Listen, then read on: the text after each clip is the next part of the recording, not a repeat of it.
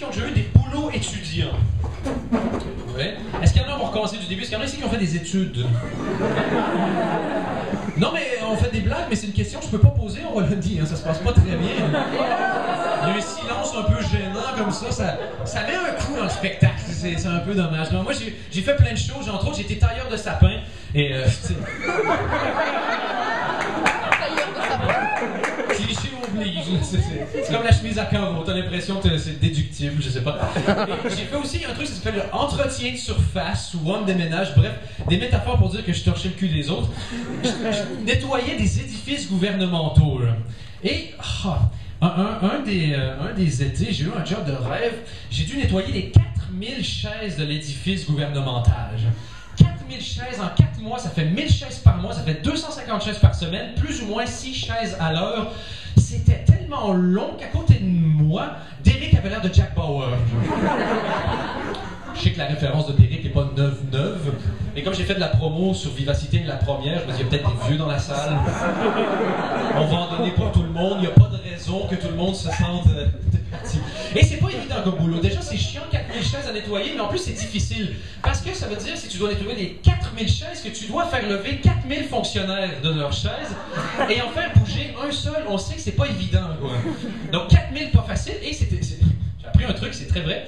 Le fonctionnaire ne bouge tellement pas de sa chaise qu'il y a une ligne de poussière qui tombe égale autour de la chaise. Comme une espèce d'empreinte anale, je sais pas si c'est comme ça. Je sais pas, c'est pas moi qui étais là, j'en sais rien. Et ce qui est drôle en plus, c'est qu'il y en a pour qui il y a une espèce de petit dégradé de poussière. Donc tu regardes, tu fais, ah tiens, Janine a engraissé cette année. Tu sais, la poussière est tombée égale. Ça, c'était pas top. Moi aussi, fait nettoyer les toilettes, ça, c'était pas génial non plus. Par contre, ça m'a permis d'apprendre quelque chose. C'est rare quand tu es un homme que tu peux aller dans les toilettes pour femmes, sans que la police n'intervienne, là, on s'entend. Et j'ai appris quelque chose. Messieurs, je ne sais pas si vous savez, dans les toilettes pour filles, il y a une espèce de petite poubelle qui sert à mettre les tampons. Je ne savais pas. En même temps, quand tu y penses 2 secondes, c'est logique. Parce que tu vas peut-être pas jeter ça dans la cuvette, ça serait con. Il n'y a pas une fille qui est assez conne pour faire ça.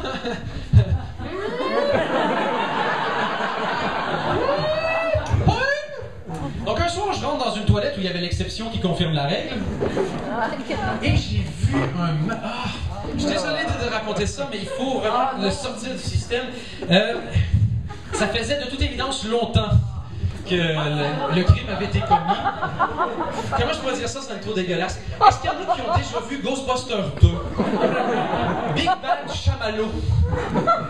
Ok, il y en a 4 qui l'ont vu, désolé. La prochaine fois, j'ai trouvé une autre référence. C'est comme une grosse guimauve, finalement. Donc, moi, ma grosse guimauve, elle était rosâtre. Et t'ouvres la porte et ça surprend. Tu sais, je vais pas vous mentir, ça surprend. Et tu sais pas trop comment gérer la situation. T'as pas envie de la prendre à bras le corps ou à bras le tampon pour l'occasion. Donc, je me dis, il y a peut-être moyen d'éviter la situation. Je regarde à gauche, je regarde à droite. Votre gauche et votre droite, j'ai adapté le spectacle. Et je tire sur la chasse 3-4 fois pour essayer de faire partir le problème. Grave erreur. Avec toute l'eau qui arrivait, j'ai nourri la bête, quoi. Et je me suis dit, d'après moi, si je ferme la porte et que je me casse, s'il y a de quoi, elle va sortir des toilettes, devenir vivante et me rattraper. J'ai peut-être trop regardé Pinocchio quand j'étais petit. Mais finalement, j'ai fait ce que tout homme courageux aurait fait à ma place. J'ai fermé la porte et j'ai rendu ma démission.